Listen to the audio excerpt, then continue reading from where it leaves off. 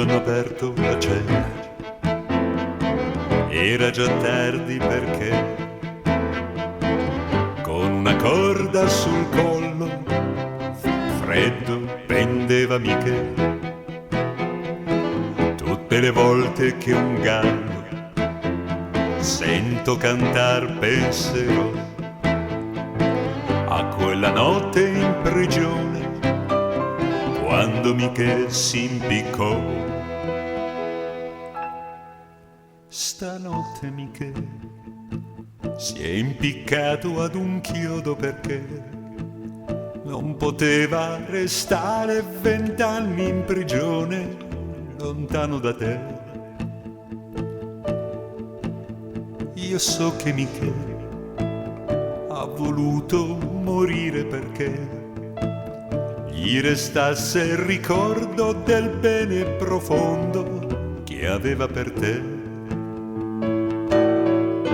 Seppure Michele non ti ha scritto spiegando perché se n'è andato dal mondo, tu sai che l'ha fatto soltanto per te.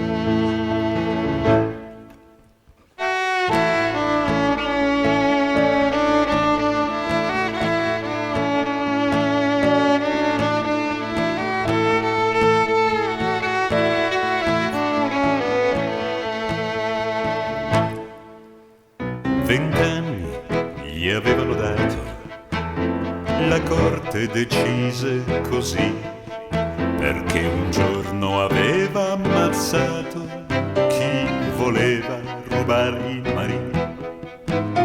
Lo avevan perciò condannato 20 anni in prigione a marcire. Però adesso che lui si è impiccato, la porta gli devono aprire. Nel buio Michele se n'è andato sapendo che a te non poteva mai dire che aveva ammazzato perché amava te. Domani alle 3 nella fossa comune cadrà, senza il prete e la messa, perché di un suicida non hanno pietà. Domani Michele nella terra bagnata sarà e qualcuno una croce col nome e la data su lui pianterà. E qualcuno una croce col nome e la data su lui pianterà.